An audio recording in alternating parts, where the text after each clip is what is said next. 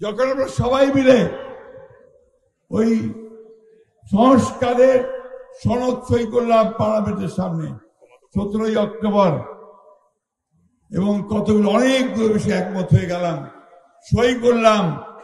এখন হঠাৎ করেই সেই দলটি আজকে বলতে শুরু করেছে না, আমাদের পিআর দরকার। আচ্ছা ভাই, আপনার পিআর কি বোঝেন? পিআর বোঝেন?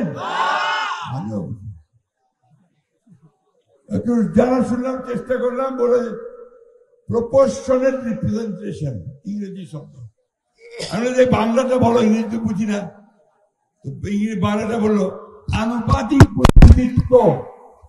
আরো কঠিন বোঝেন, আনুপাতিক প্রতিনিধিত্ব কি বোঝেন নাকি আপনারা? যে জিনিসটা বাংলাদেশের মানুষ বোঝে না, ওই জিনিসটা ঘাড়ের মধ্যে চাপাই দিচ্ছেন ভাই, কার ইঙ্গিতে? কেন আজকে গোলযোগ সৃষ্টি করতেছেন?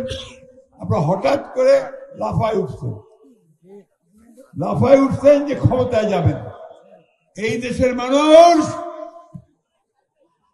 ধর্মপ্রিয় মানুষ, ধর্মকে ভালোবাসে, আল্লাহ নবীকে ভালোবাসে, বিশ্বাস করে, কিন্তু ধর্মান্ধ নয় এবং সাম্প্রদায়িক নয়। আজকে এই কথাগুলো মনে রেখে এখানে পাঠ করুন। আপনি গত নির্বাচনের হিসাব করে দেখেন তো, কত পার্সেন্ট ভোট পাইছে জামাতে ইসলাম? কত? কারণ বলেন 5% না, তাও 5-6%, তাই না? রাতারাতি লাভ দিয়ে গিয়ে একেবারে 51% হয়ে যাবেন, এইটা মনে করেন না। বাংলাদেশের মানুষ আপনাদেরকে সহজে ভোট দিবে না, কারণ আপনাদেরকে তারা বিশ্বাস করে না, বিশ্বাস করে না। পাকিস্তান আন্দোলন করছিল মুসলমানরা, পাকিস্তানের মুসলমান ভাইদের স্বার্থ রক্ষার জন্য, মুসলিম, তখন আপনাদের নেতা মওদুদী এটা বিরোধিতা করেছিল, ঠিক না? আর আজকে আবার 1971 সালে আমরা যে স্বাধীনতার যুদ্ধ করলাম পাকিস্তানিদের থেকে বের হয়ে আসার জন্য, তখন আমরা আপনারা শুধু বিরোধিতাই করেন নাই, ওই পাকিস্তান সেনাবাহিনীর সঙ্গে হাত মিলিয়ে গণহত্যা করেছেন।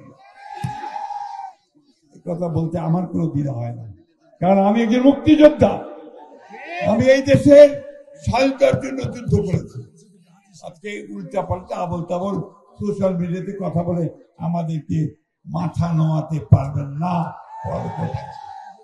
আমি খুব পরিষ্কার করে বলতে চাই বন্ধুগণ, যে আমরা অবিলম্বে প্রধান উপদেষ্টা যে নির্বাচনের ঘোষণা দিয়েছেন 2024 সালের ফেব্রুয়ারি মাসের প্রথমার্ধে, এই নির্বাচন হতে হবে।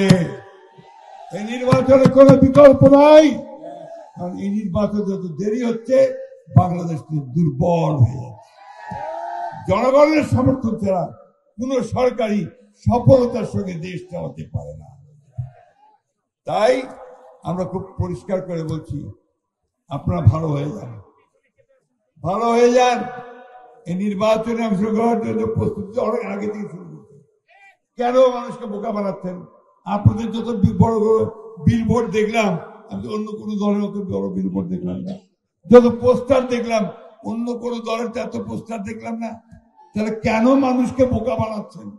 আপনারা তো নির্বাচন করবেন, নির্বাচন না করলে আপনাদের অস্তিত্ব থাকবে না। নির্বাচন করলে আপনারা যেহেতু পরাজিত করবেন, সেই জন্য আপনারা নির্বাচন পেছাতে চান, পেছাতে চান, বন্ধ করতে চান। বন্ধুগণ, আমি খুব পরিষ্কার করে বলতে চাই, আমরা বিএনপি নই, সারা দেশের মানুষ এখন নির্বাচন চায়। এই জন্য চায় যে দেশকে যদি রক্ষা করতে হয়। আপনারা বিশ্বাস করবেন না, অর্থনীতির অবস্থা খারাপ হয়ে গেছে, আমার চেয়ে আপনারা ভালো বলতে পারবেন। খারাপ হয়ে গেছে না? কেন? নির্বাচিত সরকার নাই, বিদেশ থেকে বিনিয়োগ আসে না, টাকা আসে না। যারা প্রজেক্টে ইন্ডাস্ট্রিতে কলকারখানায় যারা টাকা নিয়োগ করবে, তার টাকা বাজাচ্ছে না। কি বলছে?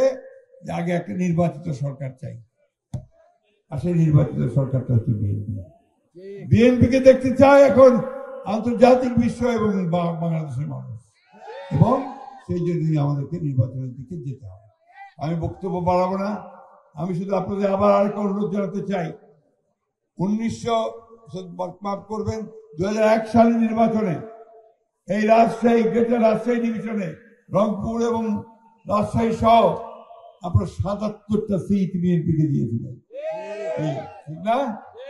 এবার আরো বেশি যেন দিতে পারেন সেইভাবে আপনারা প্রস্তুতি গ্রহণ করেন। আমাদের বয়স হয়ে গেছে, আমরা বেশি দিন বাঁচব না। নতুন যে প্রজন্ম আছে এই প্রজন্মকে তাদের একটা সত্যিকারী স্বাধীন সার্বভৌম বাংলাদেশ নির্মাণ করতে হবে।